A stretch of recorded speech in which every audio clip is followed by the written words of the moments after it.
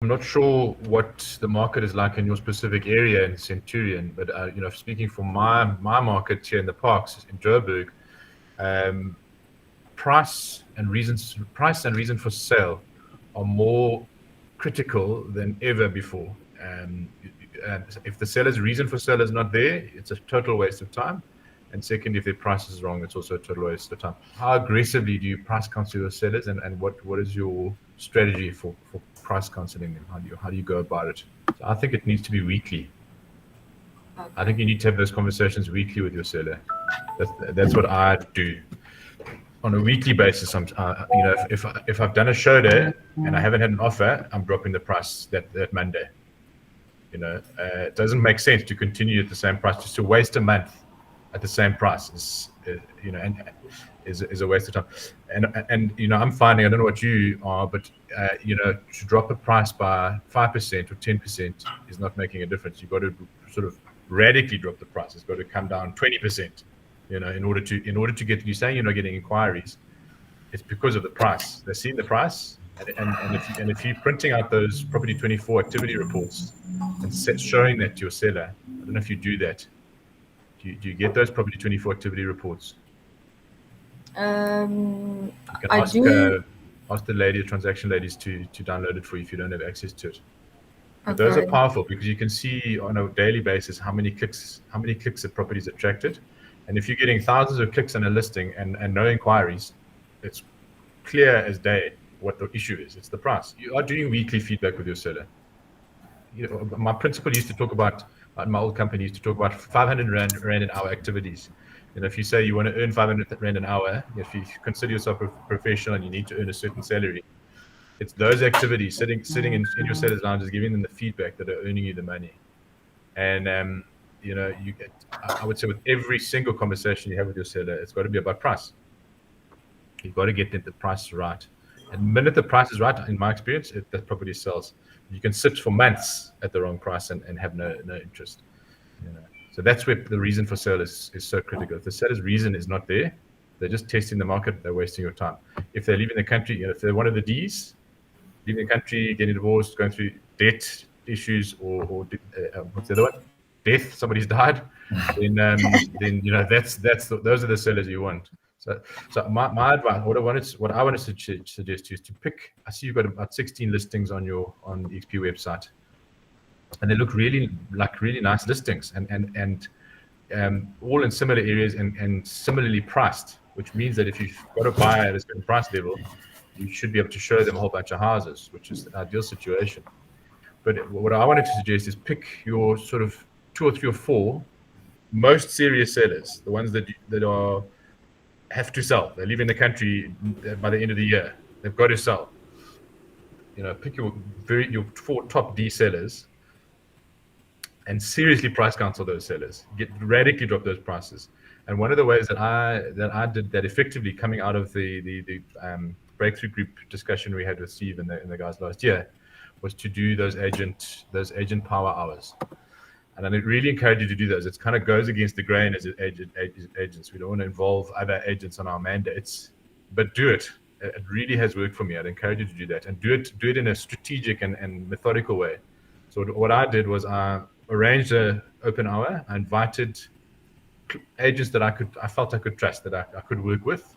Didn't invite everybody. I invited 4 or 5, 6 agents that I believed I could work with. And I asked them two things. I asked them firstly to,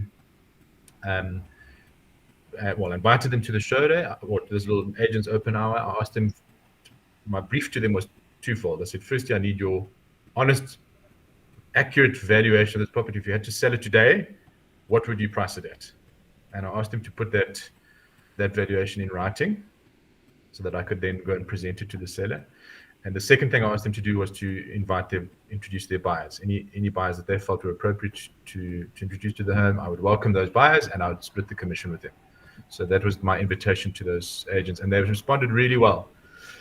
I got fantastic feedback. I got written valuations. I then went back to my seller immediately that day.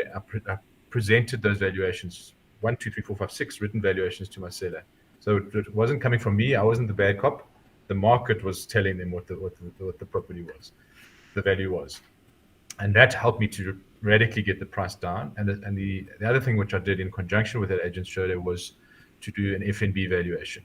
So I'd encourage you to do those as well on your top 4 D sellers. Get the FNB valuator in. It doesn't cost the seller or you anything. And again, it's another written valuation, another written opinion of the value of the property from the market.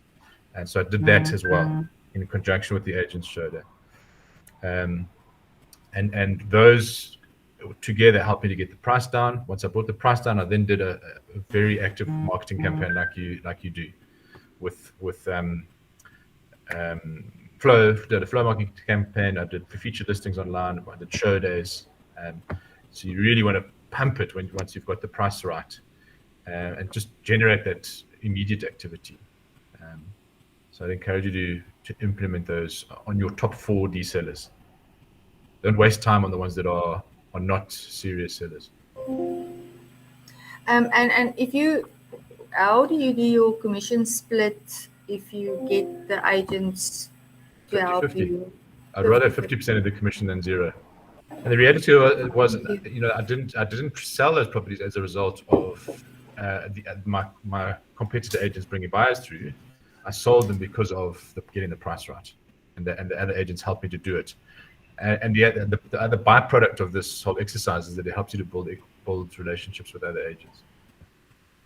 Even though stock is not your problem, more well-priced stock is always the answer to whatever your problem in real estate is. More well-priced stock is the answer. You say you think your prices are good, but I think Brad made the point well. If you just look at in the cold light of day of what's happening to you right now, you've got whatever it was, 18 listings, and you say you're getting no inquiries. I can tell you your pricing is not good. Your pricing is not good, because if there's no inquiries, it's price. No. So my question, and this, it's interesting to hear others' feedback on this. Yes, take it at the higher price, and then after 2 weeks, as Brad says, or even on a weekly basis, try to get it reduced. I remember reading some research many years ago, and we actually produced one of our items of value at Providence Days on this, that says if you price a home incorrectly, you miss 80% of the good buyers in the first 2 weeks. Because people who are serious and buying, who are serious buyers right now, they are on P24 every single day. When something new comes on the market, boom, they see it. They get the alert there.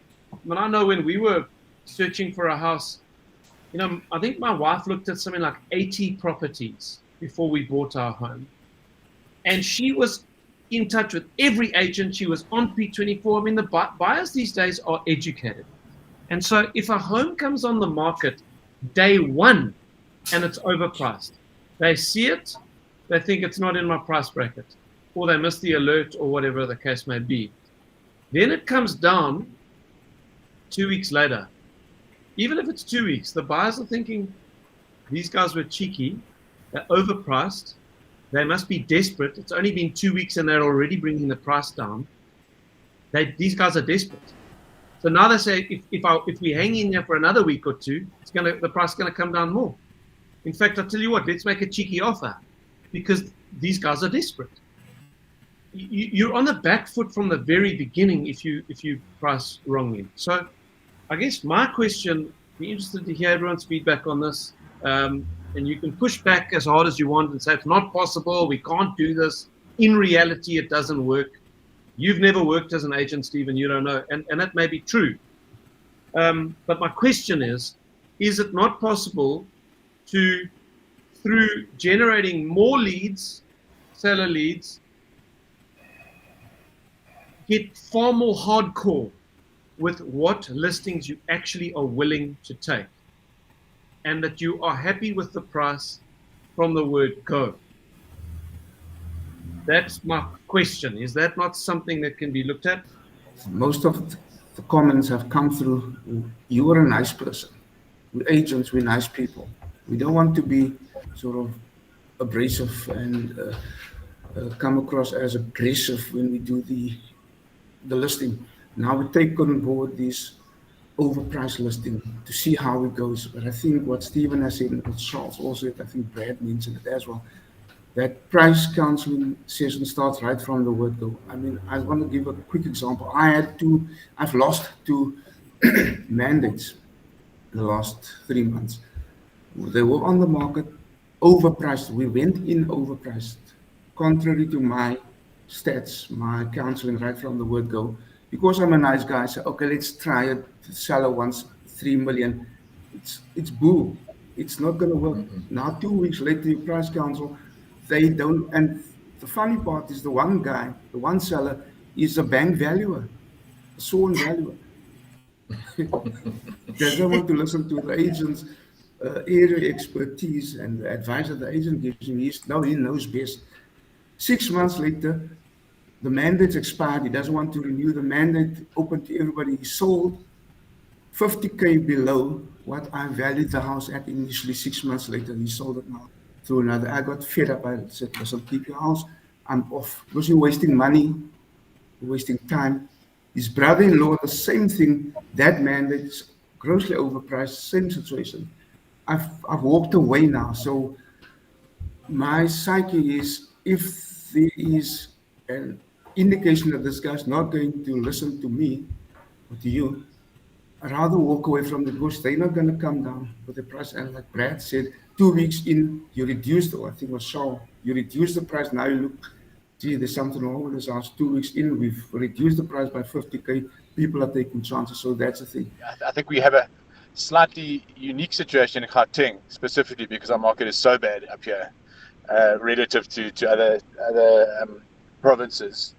And I think the challenge for us agents in Gauteng is to really challenge our own perceptions, preconceptions about value.